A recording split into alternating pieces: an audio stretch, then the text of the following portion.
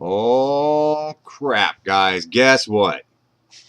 For the past few days, Crystal's been noticing a weird vibration in the Jeep Cherokee that we've got. Well, we pulled it into the shop. I crawled underneath the back part by the rear differential, pulled the plug out and tested to make sure that thing was still full with the oil and with the transmission fluid that's in it, and that was okay. And then I crawled underneath and looked at the drive shaft, and I noticed something right here. Yeah, look closely at the bearing. Very, very bad. Now, I had changed the bearings on this thing a few years back, and I can't remember if I changed the rear bearings up by the transfer case or back by the transmission or back by the pumpkin. I can't remember, but I do know that these here are going bad, and most likely that's where she's feeling the vibration coming from in the truck. So let me take this thing apart and show you how bad this is. Well, guys, it looks like this is the problem right here. See, the U-joint should be in a plus, straight plus, but it's not because it's so broke inside of here. Yeah, and depending upon whether my battery lasts or not, let me take this apart and see how bad it is.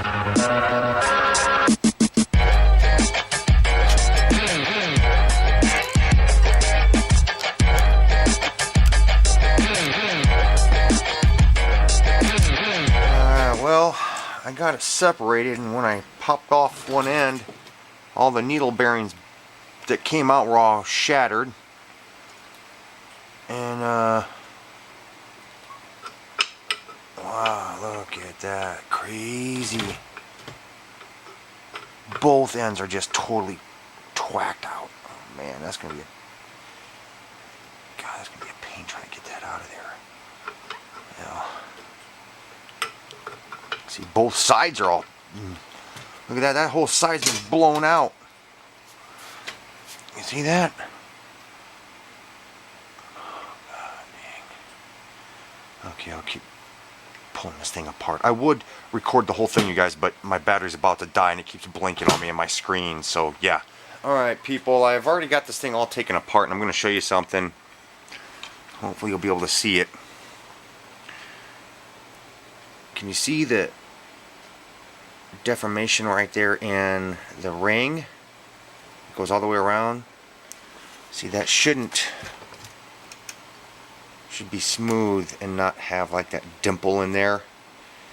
I think it would be alright still to keep using, but I don't like that. The other side seems to be okay. Fucking light. Just look straight down through the other hole. Yeah. See, the reason these are perfectly round is so that when you go to put the bearings in there, the bearings have no weak walls that the bearings are rolling up against. And if the walls are weak, then they, wear out faster. And this right here would cause a weakness in the outside of the wall of the bearing. The outside wall here. Oops, outside wall here. Oh, that is pretty thick stuff. Maybe I don't have anything to worry about. Look at that.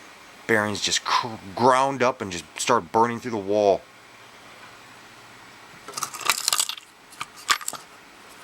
Some of these bearing cases. That one's burnt through. That one. Look at the bearing itself. Look at those two sides. Look at that. Man!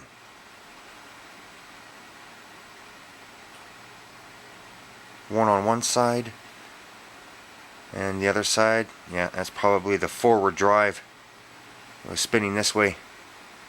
More pressure on those two spots.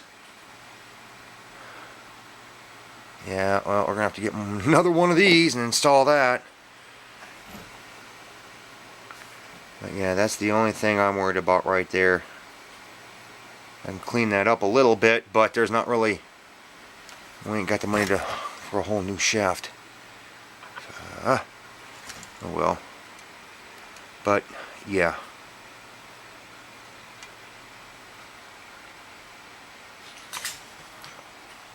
So luckily tomorrow Crystal's going to be able to...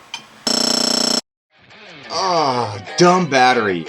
Anyways, as I was saying, Crystal will be able to get herself a ride tomorrow to work. So thanks for watching, guys. When's the last time you checked the universal bearings on your truck or Jeep or anything? See you guys later. Eyes of this, but I want to show you guys something about bending your axles.